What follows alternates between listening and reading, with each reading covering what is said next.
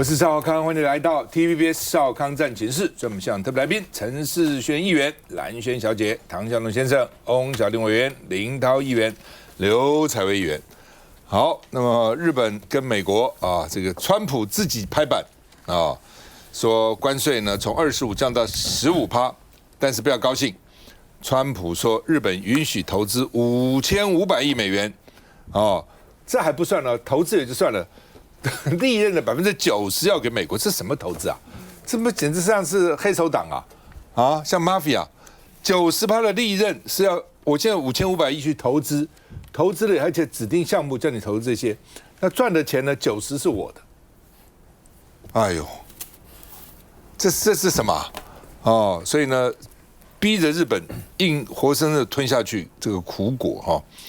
那另外呢，本来日本逼了半天，说我投资4000亿好了，川普打个叉，自己给他加1000，变5000亿美元，哦，那而且呢，将来半导体关税现在都还不确定啊，那另外呢，除这个以外呢，还要买100架波音飞机，哦，要买80亿美元的农产品啊，然后呢，5500亿要投资什么呢？能源啦、半导体啦、矿啦、制药啦、国防啊、造船啊等等，还有那个武器要多买哦，反正就是上了一大堆。那另外呢，所谓这种非关税壁垒哦，或是呢关税，通通要解除啊，让农业跟食品要进去啊。那日本进口的这个米里面呢，75%都必须要是美国的，而且配额也要扩大啊。然后呢，要美国能源要大买，而且呢，阿拉斯加的液化天然气也要买啊。然后呢，这个商用飞机要跟美国买，除了100架波音以外呢，然后额外还要花几十亿美元买美国的国防设备啊。然后呢，汽车不用讲了哈，这个要用美国的汽车标准，不用日本的汽车标准哦。日本汽车标准也很怪里怪气的了哈。譬如说，如果说前面钢板太硬不行，为什么撞到人会把人家撞死？钢板要软一点。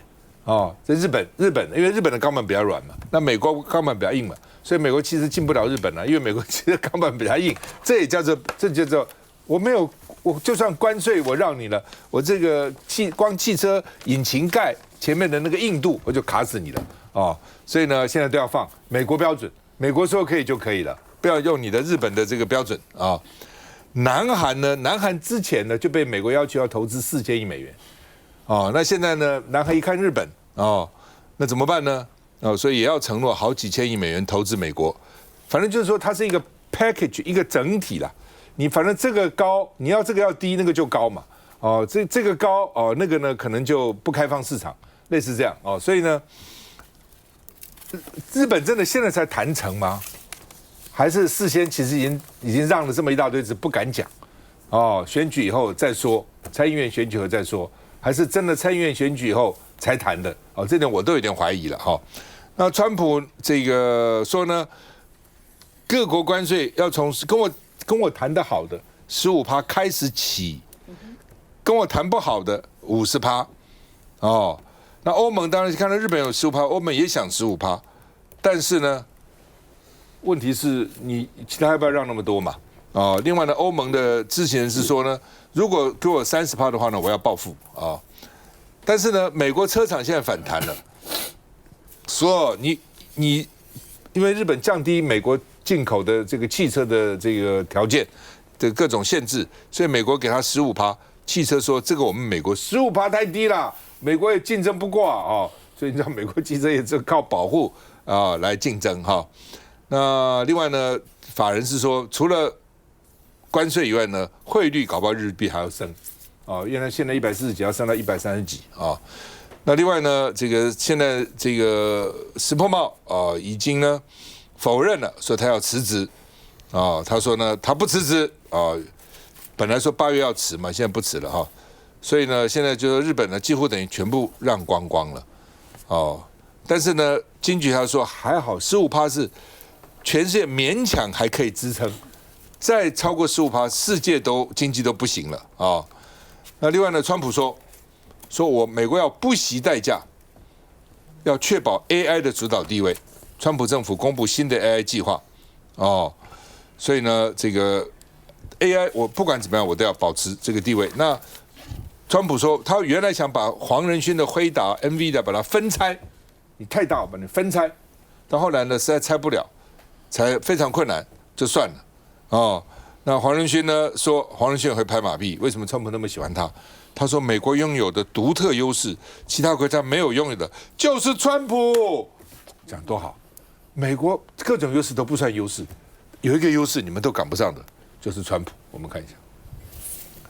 Congratulations on your successful negotiations on a tariff deal with the United States. This summit between the European Union and Japan comes at the right time.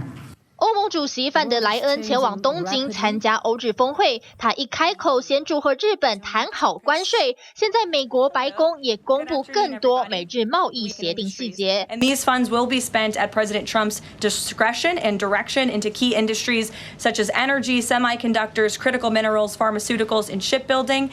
日本拿下亚洲最低税率，代价当然不止这样。每年日本购买美国军事设备的预算必须从140亿美元增加到170亿美元，还要采购价值80亿美元的农产品。另外，全日空和日本航空今年才刚向波音公司下定总共65架飞机，但这些通通不算，日本还要再买100架波音飞机，并且将美国米购买量提高75%。但幸好这不包括食用米，让农民松一口气。5500亿美元是台积电赴美投资1650亿美元的3倍多，这个金额其他国家很难仿效，当然也大大增加南韩跟台湾和美国谈判的压力。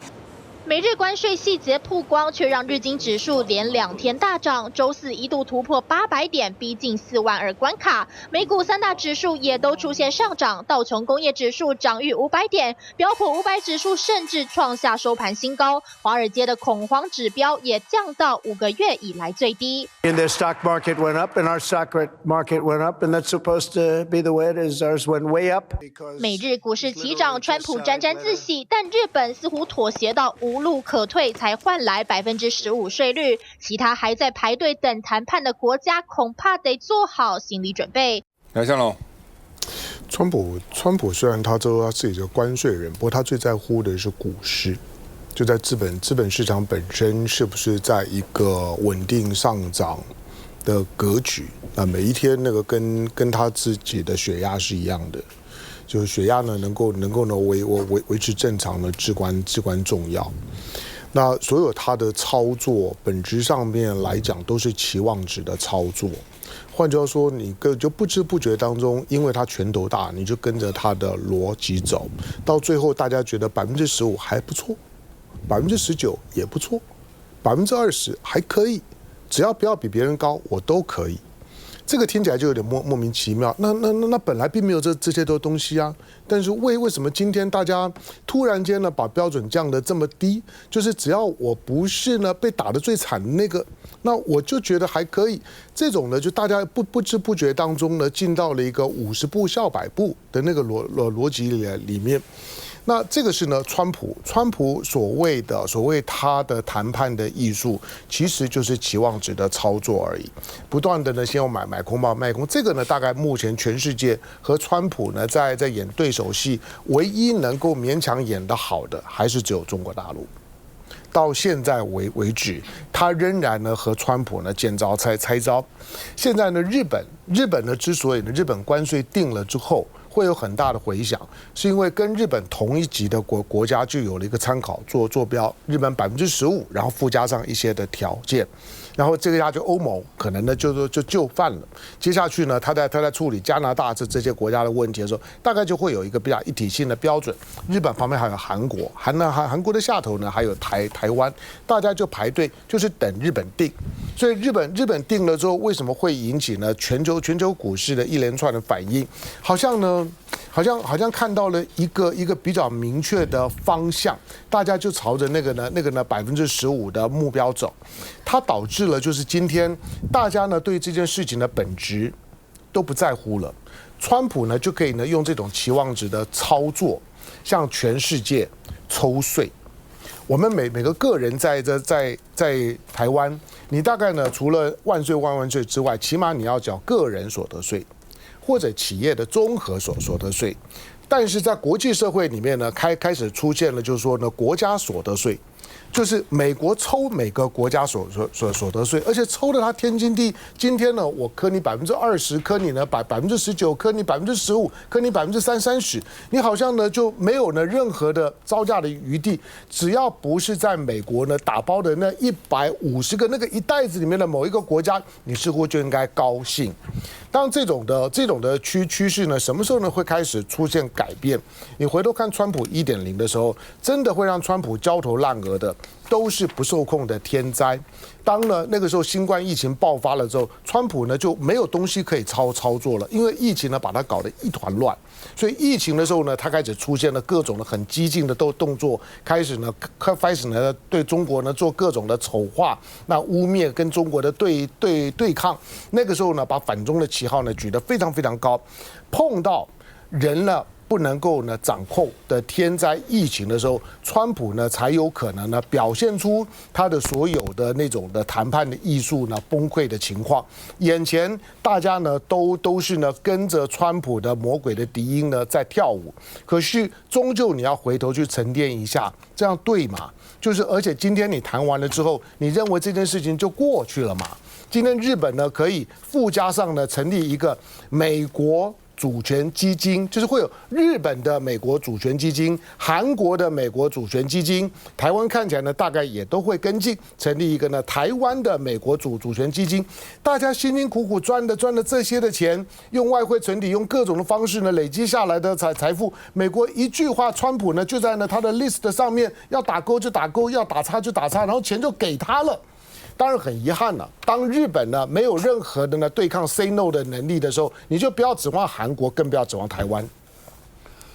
其实这个川普的做法，除了说现在我要加你关税呢，你过去赚了多少钱都要你吐出来。你过去到底赚了多少钱？好，来成立一个主权基金。对。然后我告诉你，投资都是我要的，不是投资你要的。然后赚的钱呢是给我的。我觉得那怎么办呢？因为你要卖他东西啊。而且不要忘了，日本去年才赚了美国600多亿美金哦，我们去年赚了美国739亿美金哦，那今年上半年我们就赚了美国550亿美金哦，所以在这种情况之下，川普说你赚我那么多钱，那你就吐出来吧，那你要怎样呢？所以我比较好奇，就是说谈到现在到底谈了些什么，我们讳莫如深，通通不知道。你至少还知道韩国跟美国谈了什么，日本跟美国谈了什么。印度跟美国谈了什么？菲律宾跟美国谈什么？大家都知道，大家都放在桌面上。这种谈判嘛，有给有拿嘛，这也没什么。只有我们，通通不告诉你。到时候哪个行业有没有受到什么伤害，通通不告诉你。休息一下再回来。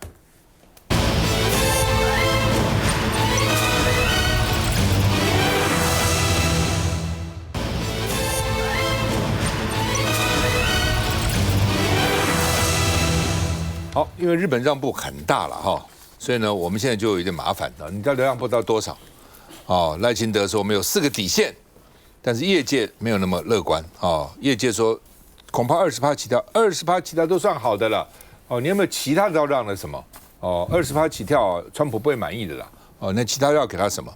那现在麻烦是日本现在15%，如果台湾的税率比日本高，工具机很多产业呢可能就完蛋了你就都竞争不过日本了嘛那在野党是说不要用零关税交换了，说这个因为赖清德的时候我们说我们从零关税谈起嘛那你倒是你让了什么那朱立伦说呢，如果开放内脏市场，我们国人反应一定非常激烈，因为国际上老美不太吃什么内脏这些东西的，对不对？我在美国念书的时候买很多猪肝回来，为什么呢？炒个猪肝什么，美国人不吃嘛。留学生穷能够买点猪肝吃不错，而且我们觉得蛮营养的那要不然就什么鸡头鸡屁股什么鸡脚这也是煮一锅汤，已经蛮好的，加点白菜不好，老美不吃那东西嘛。那都到台湾来，台湾人爱吃内脏非常爱吃内脏尤其什么猪腰什么哇炒腰花猪什么很爱吃那你现在说用国际标准，那台湾人国际谁吃这个东西我们台湾人很爱吃我们可能1年吃的比人家1辈子吃的都多所以在这种情况下，你标准要一样吗？但是美国逼你一样所以呢，内脏市场也是一个蛮重要的一个战场一定要在那边这个要争吵了哈，争执了哈。那美国学者说呢，为什么罢免前不公布？罢免前公布的话呢，恐怕被解读干预选举。如果太低呢，你会认为呢是帮助了民进党；太高，认为帮助了国民党。所以呢，就不公布。就是我觉得都不公布，其实不是不知道。我认为民进党谈判郑丽君现在去了4次，他不知道美国要什么吗？为什么不讲呢？如果美国要的是很轻易的，我们就能够给的；如果我们谈判的结果不错，民进党的个性早就敲锣打鼓告诉这个宣告天下、公告周知了，就因为这讲不出来嘛，所以现在就压在那个地方。我们看一下。关税大限在即，但台湾关税还是个谜。尤其看到日本开放汽车、稻米等农产品市场，就有专家喊话：台韩躲不掉，恐怕得比照办理。地很小，人很多，所以成本是相对高一些的。那我相信，这个政府应该也会很在意这块，应该不敢说随便的就大幅开放啊，不会像越南啊。是印尼呢。大成集团董事长韩家宇认为，政府也要严格把关，毕竟要是全面开放肉类市场，对台湾畜产业影响可不小，特别是白肉鸡，目前国产自给率65%，进口则是以美国为大宗。以现行20% 关税来说，国产鸡肉价格每斤约100元，但是美国鸡肉价格约85元，本来就便宜我们15%，要是关税再降低，竞争力恐怕更激烈。还有6月零售和餐饮营业额也都因关税冲击消费信心呈现衰退。只是不止食品业，关税对机械业冲击也大。机械工会理事长庄大力就直言，关税要是高于日本5%还可接受，高于10% 以上，美国客就算不必用到宾士车，也会想买来开看，大家剉咧蛋，投资人也持续观望。现在看到日本啊，他们从一开始基本上就采取比较强硬的态度去谈这个对美关税，可是谈的结果似乎也不尽理想。那么最后他们虽然说关税是15%，但是也开放了稻米，开放了车。那现在其实对于日本这个本土的农业啊，还有他们产业，其实也造成一定的冲击。那回过头来看看台湾，我们民进党政府到底谈了些什么？到目前为止，仍然大家一无所知。那我们只能够去看看其他国家跟川普谈的情况，然后税率是如何，以及开放了哪些项目，然后我们来揣测川普会怎么样对台湾。所以我这次这个由郑丽君带队的对美的关税谈判，简单来说就是个黑箱作业。我不相信说到现在为止，不知道说其实美国想要我们台湾要释放有哪些项目啊？那么因为我们目前的这个非关税贸易的障碍，其实还列了蛮多项的，尤其像美国一直希望能够开放更多的猪肉，也就是含来基的猪肉，因为我们现在台湾的来基的标准还是相对来讲是严格的，尤其像内脏市场的，我们的来基大概是0.04 ppm， 那对国际的标准来讲是高，但是因为之前我们的这个卫福部都知道说我们国人爱吃这些内脏，所以我们的来基的标准是严格。那现在美国大概一直想要开放这个区块，那么同时呢，稻米也是。其实我们加入 WTO 之后，我们都有稻米的进口配额，稻米的进口配额大概就是大概14000对，14万4千多吨。那对于美国进口的米，我们现在每年大概是6万5千吨左右。那么所以就是他们可能也很希望，像是比照日本的这个做法，要求我们要开放稻米市场。如果我们开放稻米市场的话，那么我相信对于台湾的农业会造成很大的冲击。现在其实种稻米的人已经不多了，好，现在中南部很多的农田都去盖光电板。那么仅剩下的这些种稻的这些农民，我们如果再不去保护他们的话，我相信会对于我们的这个农产业会造成很大的伤害。那当然，民进党政府去谈判，他是说我们有采取4个标准：国家利益、产业利益、粮食安全跟国民健康。我真的希望他们在谈判的时候，这4个重要的参考的因素，必须要把国民健康摆在第一位。其次是粮食安全、产业利益，然后最后才是国家利益。不要动不动就是把这个什么国家利益谈得很高，然后我们要花很多的钱去买武器军购。事实上，我们现在已经是花了很多的钱去买了这些美国的这些军武。那么在这次的特别关税条例里面，我们还又多增加了1500亿的国土安全韧性的预算。所以在这样的一个情况之下，真的衷心希望民党政府去谈判，千万要顾好我们国民健康权，顾好我们的健康权，不要去任意的去开放这个内脏市场，还有提高这个来记的标准。蓝轩，我觉得重点是第一个是谈到什么样的内容，谈到多低。第二个的话就是用过程当中什么样的方式去谈。那我觉得首先谈到怎么样可以更低。现在我们是看到印尼19嘛，我觉得那这样跟印尼比，印尼低就好了。这个亚洲最低，我们成为继印尼之后亚洲更低。那现在的话呢，日本已经谈到15%了。那我们的政府一直都说，我们知道我们的竞争对手是日本跟韩国，所以我们只希望谈的呢要比日本、韩国更低。那意思就谈到15%以下咯。我们到底有没有能力谈到15%以下？那如果依照目前日本的这样这个 model 来看它的话，它要能够争取到15%，我想它最重要的一个，它虽然付出很多啦但它也得到了一个相当的，就是说它进口到美国的这个相关的产品当中，它的汽车也降到15%，那所以这点对于日本来说很重要。日本的话呢，它的汽车产业非常的涵盖范围非常的广，每12个人里面就有1个人在汽车产业里面工作，所以对他来说非常的重要。所以他得到了这个，他付出多少呢？他付出了，如果说台湾要比照他才可以换到15%或者15%以下的话，那是很吓人的。你看我们的台积电给了多少？16550亿，1650亿，它是5500亿哎，而且呢，他对南韩要多少？要4000亿。所以呢，大概来说，它对日本、韩国4000亿、5000亿已经是一个基本的。我们比起这个日本、韩国，都对美国能力差来的更顺差来的更大的话，那我们是不是要给更多？就比如说你在投资部分也可能要给更多，你的天然气一样要给，你波音一样要买。现在当初不是讲到赖清德过境的可能会宣布要买这个波音，然后看我们的国防预算要增加。那除了这个给之外，那还要让啊！你除了给他的投资，可能现在台积电还不够，还要继续增加之外，你要让什么？